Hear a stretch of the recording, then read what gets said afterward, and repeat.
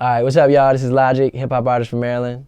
I always say that. Keep this in here, too. Y'all watching Hardknocktv. Swag. Most love, most hated at the same time. Star player in this bitch and it's game time. Who you know lyrically killed a club in the same rhyme? They call me Logic, motherfucker, better know the name. I spit crack like Pusha, Novocaine. We never dumb it down, you know we just numb it down. And watch you get up in your feelings when we come around. Grew up on Section 8, you probably can't relate, cause y'all just watch the throne, I'm trying to checkmate. I was listening to your mixtape on the way here, and it just kind of hit me. I was thinking, all right, his music's about 96. He was probably born in the 90s. He was 6 years old when most of the stuff you're rapping about. What introduced you to that era? Well, it was definitely like because of Wu-Tang. So I've said this a lot, people know it, but just like through Kill Bill, I listened to the soundtrack, and then through that I found the RZA. But see, I guess just where everybody else kind of would like fall into the more just commercial scene if they're not really like into hip hop at that stage in time. I was like 14 or 15 years old. So, you know, when you're that old, your mind is very easily molded to what's going on or this or that. But I just wasn't even really in that zone at all because of, you know, the fact that I was introduced to that type of music and that I was just intrigued by it.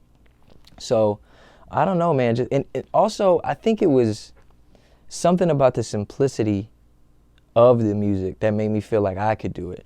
And in no way am I saying like, you know, Tribe and Wu-Tang, those people are simple, but I am saying like a lot of the rhyme schemes were easily understandable, but then with like double entendres that were super deep underneath that I didn't understand. Like I'll go to Wu-Tang Forever and hear something still for the first time, even though I must have listened to that album like 1,000 times, you know? But yeah, and that was back when like the whole like Super South shit was popping and like the white tees and all that stuff, and that was cool. But I don't know, I just like really wanted just that gritty sound. And that's how it all started. I read that the first album you bought was The Roots, Do You Want More? Okay, man, I'm about to tell you some shit I'm pretty embarrassed about. So the first album that I ever actually bought was Chingy. Hey, yo, Noah, did you know that? Yeah. But you I bought the album, dog. The whole album? Yeah. Right. Yo, I had like $13 on me that I made from like raking leaves and shit. And yeah, it's kind of... Anyway, but Chingy's cool, whatever. So anyway, The Roots was the joint that like really that was really popping. And I remember I was super into Wu, but I hadn't really like discovered them yet. I didn't know like 36 Chambers and Welcome to Forever. I just knew Wu-Tang and random songs. And so I went to like the Best Buy with my homie who got me into rapping, man. And they didn't have any copies, which was really weird, or maybe we just couldn't find them or something. But he was like, yo, you gotta check these dudes out, The Roots. And I was like, what the fuck? And then I heard it, man, it was a rap. Never stops like I'm running from the cops. It's hard to stay humble when you're force-fed props, but I don't give a damn. I am just a man, I am not more important than any one of my fans. First name Bobby, so I'm all about the hundreds. Work so hard, everybody think I'm blunted. Gunning hard with the mask and Glock, and I'ma stay with extra clips till the casket drops. Do you remember at what moment you were like, yeah, I want to rap? Like, that's what I want to do. Like, at what point did you go from like, I'm listening to it, and it's dope to I want to do it? Was it immediately, or did it take a while to be like, this is what I want to do? Well, do you mean just in general or like professionally? Professionally. Okay. Probably when I was like 18, and I already had a couple hundred songs by then, but it was just me like, there was no vision. You know what I'm saying? I was just like writing raps and just making them and stuff. But the cool thing about that is even though I wasn't like, oh, I'm trying to be a rapper, I'm trying to do this or I'm trying to do that, it really allowed me to just enjoy music and to learn different flows and styles and all types of music. Because like, you know, I'm sure you know, everybody knows like I love making all music. But it first started with the raw shit. And I really like pride myself in my flow as well. And I think those were like the years that I really kind of just was working on the flow. And then later on, when I was around 20 and I dropped my first mixtape, that's when I, you know, wanted to put that good message in it. So when I was like 18, that's when it really hit me that this is what I wanted to do. But when I was 20, that's when it hit me like, yo, this is what I'm gonna do, you know? So, yeah. Was it like an epiphany that you had at 20, or was it like a particular moment that you were like? Well, at the time, I was dating this girl, and, you know, we were together for like a really, really long time. And so we like broke up and it was kind of rough, but through that's how I created my first mixtape. Like I had songs, whatever, but really there was just this period in time where we weren't talking for like a month, man, and it's like I had nothing. Like I put all of my time and energy into this person, which isn't a bad thing, but it's like, you know, when you make someone your life, you know, if they decide to leave or things aren't, you know, you guys aren't getting along or whatever the case may be, I mean, then that life is kind of over, you know, and I realized that as much time and effort and emotion and energy that I put into a human being, I'm not guaranteed to get that back, because we're in fact all human, man. You know what I'm saying? Some people are digging it. Some people change together. Some people change separately. And I realized that as much time, effort, emotion, energy, will, blood, sweat, and tears that I put into music, it'll never leave. You know, and I'll get that back like tenfold. So that was like the, like, you know what I'm saying? Everything happens for a reason. Do you remember your first rap? Oh, come on, man. Get the fuck out of here, dog. Dog, man, my first rap. So, motherfuckers used to call me Skittles and shit. I'm giving you the good shit. Yeah, that. They used to call me Skittles because they would clown me because they'd be like, Eminem's taken. When I was like a little kid, like 7 or 8. And everybody would be doing like the ciphers and shit. And, I'd be like, yo, my name is Bobby, but they call me B. I'm a real MC, but you know about me. That's my first rap ever. Yeah. I'm a little embarrassed about that. That was dope. But it's all good. Fuck it. I'm going crazy, I ain't slept in days. Dreaming of Michael Jordan money like I slept in J's. Always shouting out my team cause I get all the praise.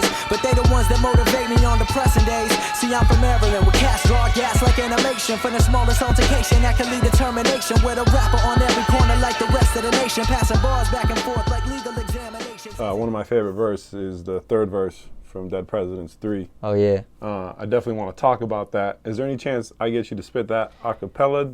Now if I don't believe it, I won't achieve it. Now run it back and retrieve it till you receive it in your motherfucking mind. Only 22, but I feel like I'm 99. Back in 1999, that's when I began to rhyme. Surrounded by narcotics and crime, but you know I shine. Daddy was smoking crack, I was raised by a single mom. Fasting every night, I ain't talking about no Ramadan. I was poor as fuck, me and my mama, we ain't have a dime. At 16, the school system dismissed him and wished him well. But my mother never fought it, how the fuck could I prevail? So I focused on his music and used it to create a life of my own. Left home at 17, shortly after my mama got stabbed. I fucking around in the streets, but she's still breathing, which give me a reason to believe in a higher power instead of grieving. So many rappers biting me, you would think they was teething. And now you know this is just a sugar-coated version within a fraction of a percentage that was taken from just a piece of my story.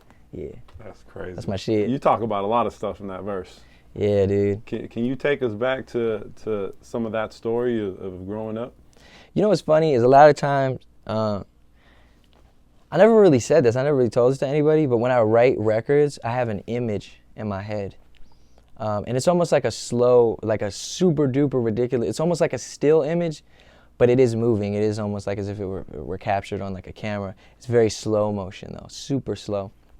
And at different parts. So when I talk about that, like I remember where my mom got stabbed and like all the things that happened, and you know, cause she was just walking outside one night. Cause it's fucked up where I'm from, man.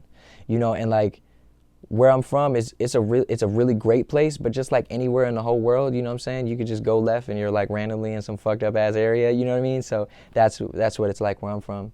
And I just remember that, you know, and it was really crazy. And so when I think about that period, like when I talk about being 16, I remember I was living in Germantown at the time, and I'm originally from Gaithersburg and pretty much lived there my whole life, but just for about a year or two, I was staying in the town over in Maryland. And I remember, you know, I just have this of the like the apartment complex and where it happened and everything, and you know, and then even going back to like growing up, you know, without my dad, you know, because he was abusing drugs and shit like that, and just imagery.